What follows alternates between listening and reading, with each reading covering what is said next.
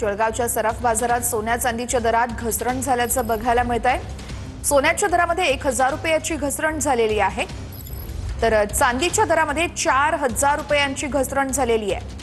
गुढीपाडव्याच्या मुहूर्तावरती जळगावच्या सराफा बाजारात सोन्या चांदीच्या दरामध्ये चांगलीच घसरण झाली आहे। सोन्याच्या दरात 1000 रुपये तर चांदीच्या दरामध्ये 4000 रुपयांची घसरण झाली आहे। सोन्याचे दर प्रति तोळा जीएसटी सह 1,57,000 रुपयांवर पोहोचलेत, तर चांदीचे दर प्रति किलो जीएसटी सह 2,53,000 रुपयांवर पोहोचले।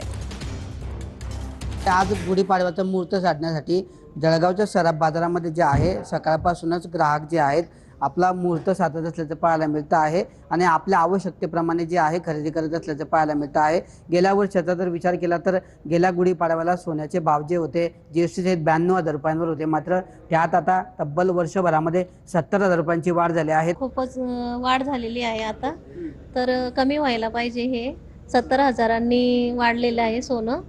चांदी तर 2.5 लाखावर गेलेली आहे, 1.5 लाखाने वाढली आहे। आता हे काहीतरी कमी व्हायला पाहिजे थोडं। मी खरेदी जास्त घेऊ शकत नाही ना, मग कमी घेतोय ना। जर 1 तोळा घेतो तर आता 5 ग्रॅम घेतोय।